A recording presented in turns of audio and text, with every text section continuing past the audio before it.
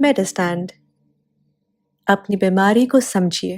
अस्सलाम वालेकुम ख़वातीन हज़रात, प्रोफेसर अज़ीज़ुर रहमान मेडिस्टैंड अपनी बीमारी को समझी की जानब से मैंने दो वीडियोस बनाई हैं। एक कि आपकी फास्टिंग शुगर कितनी होनी चाहिए, दूसरी बनाई है कि रैंडम शुगर कितनी होनी चाहिए। लेकिन अभी मैं एक और बहुत अहम एक कॉन्सेप्ट आपको एक्सप्लेन करने जा रहा हूँ। इसका नाम है time in range. Time in range का कॉन्सेप्ट पहले नहीं था, ये रिलेटिवली नया है। ये क्यों कॉन्सेप्ट आया? क्योंकि जब से हमारे पास कंटिन्यूस ग्लूकोज मॉनिटर्स आए हैं ना, ये लफ्ज़ से आपको ज़ाहिर हो जाएगा। कंटिन्यूस ग्लूकोज मॉनिटर का मतलब है कि नॉर्मली तो शुगर आप टेस्ट करते हैं ना अपनी प्रेक करके, तो वो आपको जिस वक्त टेस्ट करते हैं उस वक्त की वैल्यू हो, उसके आगे पीछे का कुछ पता नहीं। लेकिन आजकल डिवाइसेस आ गए हैं जो कि यहाँ पे लगता है एक पैच सा, और या फिर पेट पे लगता है। वो दो उसकी किस्में हैं। वो एक आपको स्कैन जब करते हो तो आपकी रीडिंग आती है, दूसरे में वो कंटिन्यूस आपकी रीडिंग आ रही है। आपके मोबाइल पे भी आ सकती है, आपके डॉक्टर के पास भी जा सकती है। ये डिवाइसेस लेते हैं, कंटिन्यूस आपकी ग्लूकोज मेजर करते हैं कि आपके जल्द के नीचे जो आपका फ्लूइड थोड़ा सा होता है उसमें से मेजर करते हैं। तो इनको बोलते हैं कंटिन्यूस ग्लूकोज मॉनिटर। तो अगर आपने लगाया हुआ है ये मॉनिटर, तो आपको फिर इसका पता होना चाहिए कि टाइम इन रेंज क्या है। टाइम इन रेंज का मतलब ये है कि 24 घंटे में परसेंटेज ऑफ टाइम जिस वक्त आपकी शुगर एक नॉर्मल रेंज के अंदर रहती है। नॉर्मल रेंज हम पर्सन टू पर्सन डिफाइन कर सकते हैं, लेकिन यूजुअल स्टैंडर्ड जो होता है कि 80 से लेकर 70 से लेकर 180 तक। यानी आपकी शुगर 70 हो जाए सब तो, या 70 से कम हो जाए तो फिर टाइम बिलो रेंज आ जाएगा। लेकिन 180 से ऊपर आ जाए तो टाइम अबव रेंज आ जाएगा। अगर आपकी 70 टू 180 है तो ये टाइम इन रेंज है।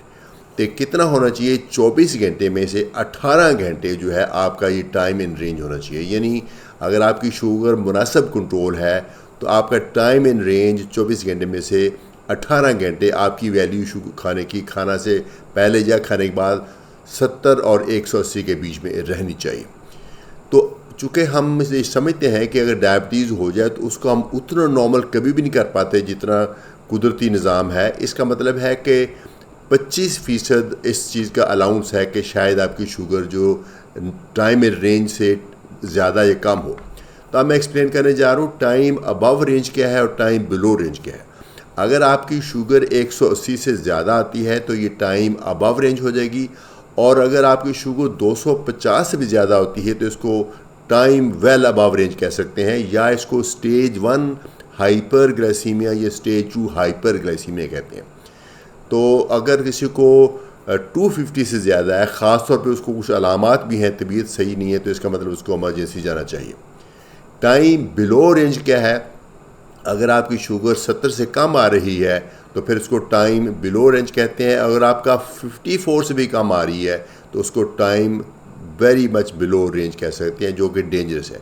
इसको हम स्टेज 1 या स्टेज 2 हाइपोग्लाइसीमिया कह सकते हैं। इसमें भी अगर आपका ये स्टेज 2 है तो ख़तरा है कि कोई मसला हो जाएगा सीरियस। अगर आपका स्टेज 1 है तो फिर यकीनन आपको शुगर लो होने की अलामत आएंगी और आपको कुछ खाना चाहिए। तो ये कॉन्सेप्ट है टाइम इन रेंज का, जब आपको कंटिन्यूस ग्लूकोज मॉनिटरिंग हो रही हो। कंटिन्यूस ग्लूकोज मॉनिटरिंग अभी पाकिस्तान में कॉमन नहीं हुई, कुछ लोग कर रहे हैं। बच्चों में ख़ास तौर पर अगर डायबिटीज़ हो जाए तो उनमें हम पसंद करते हैं कि कंटिन्यूस ग्लूकोज मॉनिटरिंग हो जाए। अगर कंटिन्यूस ग्लूकोज मॉनिटरिंग आपको डिवाइस लगा हुआ है तो फिर ये कॉन्सेप्ट आपके लिए इम्पॉर्टेंट है। ब्रीफली रिपीट करता हूँ, अगर आपकी शुगर 24 घंटे में से 18 घंटे आपकी 70 और 180 के बीच में रहती है तो आप टाइम इन रेंज है। 25% का अलाउंस है। अगर आपकी शुगर बढ़कर 180 से 250 तक जाती है तो ये टाइम अबव रेंज है, और 250 से भी ऊपर जाती है तो टाइम वेल अबव रेंज है। इसी तरीके से अगर आपकी 70 से कम होती है तो टाइम बिलो रेंज है, और अगर आपकी 54 से भी कम आती है तो time very below range normal range है। तो ये ख़तरनाक फिगर है। इजाज़त चाहूँगा इस उम्मीद के साथ कि ये वीडियो आपको यूज़फुल लगी होगी। प्रोफेसर अज़ीज़ुर रहमान मेडिस्टैंड अपनी बीमारी को समझिए की जानब से।